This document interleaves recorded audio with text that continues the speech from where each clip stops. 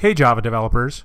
Did you know that Microsoft supports your workload with abundant choices, whether you're working on a Java app server, or framework? Learn more at developer.microsoft.com/Java. Good day, folks. This is Shane Hastie for the InfoQ Engineering Culture Podcast. Today, I'm sitting down with Aviran Mordo, who is the VP of Engineering of Wix. Aviran, welcome. Thanks for taking the time to talk to us today. Hello and good evening. Thank you, and good morning to you. I'm in New Zealand. Aviran is in Israel, so the miracles of modern technology, we're able to communicate in real time. Aviran, the place I like to start with our guests is, who's Aviran?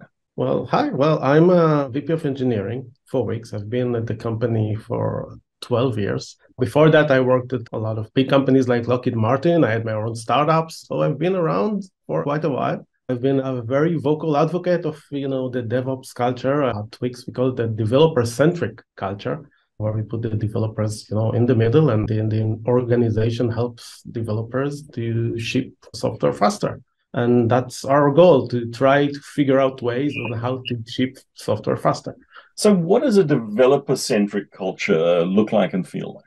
If we think about development lifecycle like an assembly line for cars, for instance, the developers are the assembly line because they build the product. So the software is the product. And they know the product the best. They know it better than the QA who test them. They know it better than the product that try to define them because they actually coded the actual product. So the whole developer-centric idea is the entire organization have a support circle with specialized professions that supports developers and help developers basically shift software faster.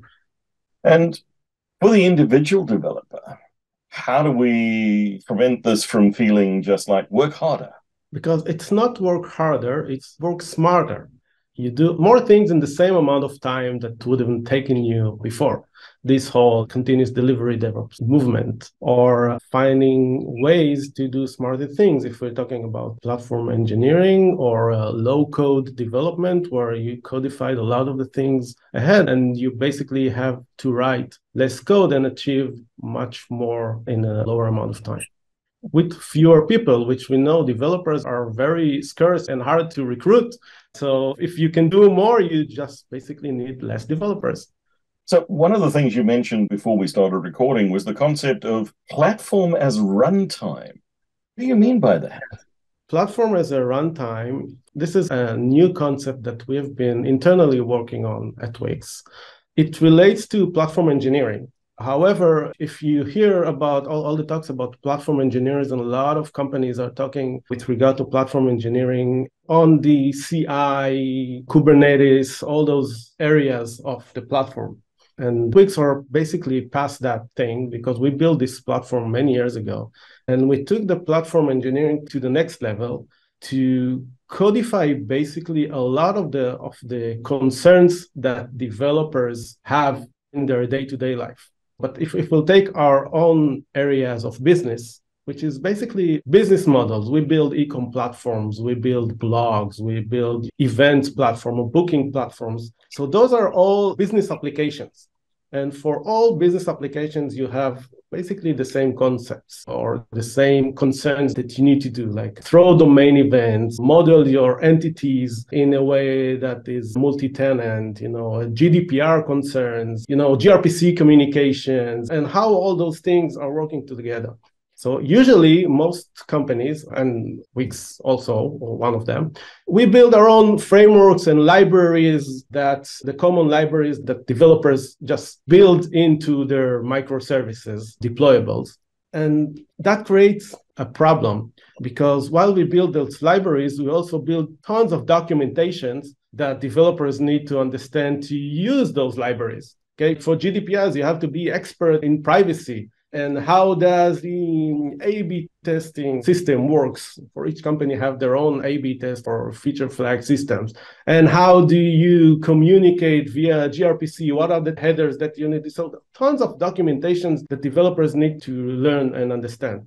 And what we did is that we codified a lot of these concepts into our platform So basically, we looked at the amount of lines of code that developers have to write. And by analyzing them, we saw that 80% of the lines of code are basically wiring stuff and configuring things and not actually writing the business logic that you have to write. The business value that this is what we get paid for, to bring business value to the business, not to wire things. And that's 80% of our work is wiring shit. So what we did is we codified it into a very robust framework or platform. We took this framework, and instead of having developers to compile this loaded framework, which is basically 80% of your deployable is the framework, and we built a serverless cloud, our own serverless infrastructure, and we put the framework on the serverless cloud, and now developers, they don't need to compile this code themselves. They just build against an interface of some sort, and they deploy their deployable into the cloud where they get the framework. So the platform is basically their runtime. It runs their business logic for them. What that actually also gives us is the ability to have a choke point and to update. If you think about it, okay, Wix have like 3,000 unique microservices clusters. If we think about the Log4j security vulnerability that was discovered a few months ago. Now, what we had to do before we have, the platform as a runtime is to ask all the teams in Wix to rebuild 3,000 microservices, to recompile with, we update the framework, we update the dependency. Now everybody has to rebuild, recompile, and redeploy everything into the cloud. And that takes a lot of time. And of course, a lot of things get missed on the way. So by taking out the platform, the framework from the microservice itself and put it outside of the microservices as a runtime, okay, we can control these whole common libraries that appears everywhere else in all the microservices and control it from a central place as the runtime. And that gives us a huge velocity gain. So before we codified all this logic. So now developers don't need to read dozens of documents just to understand how things work. Things just works for them. And during this process, we were able to eliminate between 60 to 80% of the lines of code that developers have to write to achieve the same goal, and reduce the time for development tremendously from weeks. It took us like 2 to 3 weeks for a new microservices that doesn't really do much, basically a basic CRUD operations, because you really have to work hard to do all these wiring things, into a matter of hours. So now developers, in a matter of 2 or 3 hours, they can have a new microservice running on the cloud with all the legal requirements, the business requirement, the infrastructure, the ecosystem requirements that's out there. So who are the team that maintain this platform? So we have an infrastructure team, and they work just like any other product team. So we looked at our platform as a product, and we have technical product that go into the different teams at the company. They sit with them, they analyze their code, they build with them code, and try to extract and find commonalities between different business units. They say, okay, this is something that is common to a lot of developers. So it's common for Wix's business areas. And we extract those things and we create a team of people from different parts of the company. We try to understand, okay, what is the commonality, code that into the platform and have that as a product. We had this concept before we kind of did this mind shift. Infrastructure teams, they tend to build things that are cool, that they say, okay, this is what developers should know and understand. And then a lot of times the products that the infrastructure teams are building are not being used, or being used in very small parts of the organizations. So what we did in our platform engineering team is we put one main KPI for our infrastructure team is you do something, you commit on adoption. Okay, you're not succeeding just by finishing, this new shiny infrastructure. It's just like when you develop a business product, you want customers to come and buy your product. So same for infrastructure teams, we commit on adoption. Our success is how many developers in the organization actually use this new infrastructure. And if they don't use, it means that we didn't succeed in building the right product for them. How do you prevent this from becoming a single point of failure? How do you keep quality in this platform? There is always a single point of failure in every system, okay? At Wix, we put a lot of emphasis, and especially in the infrastructure team, on quality. We use the best practices of test-driven development and, constantly monitoring things. But we also have the single point of failure is not really single because it is a distributed system. There are hundreds of servers running. So unless there is a bug, then you have to fix it. But for that, you got tests, you got gradual rollout, you got A/B testing, feature flags, so all the best practices in the industry to prevent it. But if a service goes down, then that's just one cluster of hundreds of clusters or thousands of clusters that are coming down.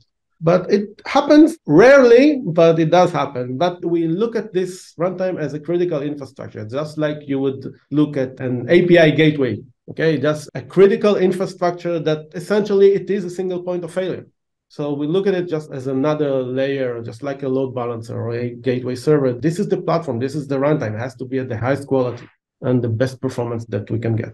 Another thing that you spoke about before we started recording was shifting left in the design space. What are you doing there? It sounds pretty interesting. We talked about how we constantly trying to try ways in improving our development velocity. So up until now, we talked about the backend side. So let's talk about the front-end side. Since Wix is a website building platform, we employ in Israel the most amount of front-end developers in Israel and the largest design studio in the country. So we have a lot of experience of seeing, front-end developers and designers, how they actually work together. And what we saw that they don't really work together. They work alongside each other. So in most cases, when you want to design a new web application or a website, you have the designer design in whatever design tool that they want via Photoshop or Figma or any design tool that they feel comfortable with.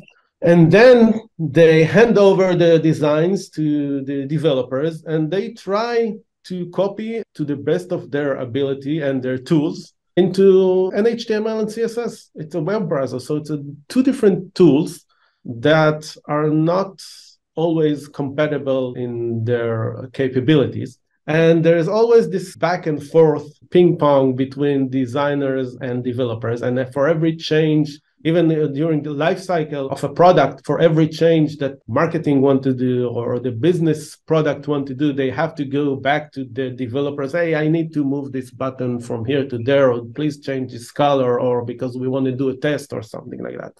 And that is kind of wasting the time and talent of developers. Because if I need to move something on the screens, it's something that you don't really need a developer to do. So we want developers and designers to work on the same tool. So this is where the movement of low code comes into place. So Wix is one of the players in this area. So we have our own product. It's called Editor X, where designers and developers basically can work on the same tools.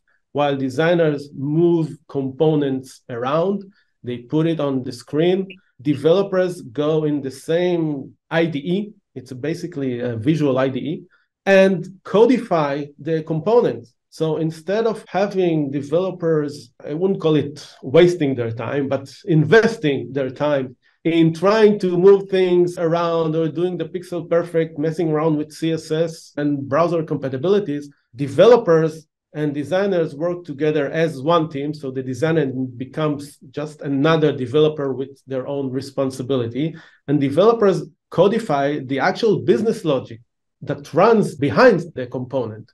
So we created a holistic team that can actually work faster and better. And if product managers, they want to change something on the screen, they don't need to go to developers, which is basically the most expensive resource in the organization are developers. They can have the designers or the UX expert just play around with the design, change the design without affecting the code because you're working on the same environment. So this is a tighter collaboration. These are often people with very different, skill sets, but also perspectives. How do you bring them together into this one team? How do you create the one team culture? So this is something that is ingrained in the way that Wix is working. Our organizational structure is basically defined as, we call them companies and guilds. So companies, think about it as a group of people that are responsible for a business domain. So they actually build the product and they have their own 1, 2, 3, how many teams that they need to work. So in this team, you have developers, you have QA, you have product managers, you also have UX experts and designers, and they're all part of the same team. And then you have the guilds, the professional guilds that are responsible for having, the standards and the professional expertise and building the tools for each profession. So having them working on the same team, having the same business goals, it creates a holistic team that instead of throwing the work over the fence, and this is tied up to all the DevOps continuous delivery culture, that instead of, throwing responsibility, okay, I'm done with my work now. Okay, product manager done with work now. Go developers develop now. QA test it, and now system or ops, they operate it. We create this whole, again, it's this whole dev-centric, developer-centric culture that it's one team with experts, with subject experts. They're all working together as a team to basically help the developers basically ship the product. So designers just become an integral part of the development team. That structure makes sense with the companies and the guilds, what you're calling the company there. I would possibly have called it a value stream. How are these companies incentivized? Well, they have their own business KPIs, and it's not a P&L, especially at Wix, because we have companies that their product earn money. For instance, the e-commerce platform. This is a product that makes money. You have the people going and buying and stuff. But we have another company, that's, for instance, the blog company.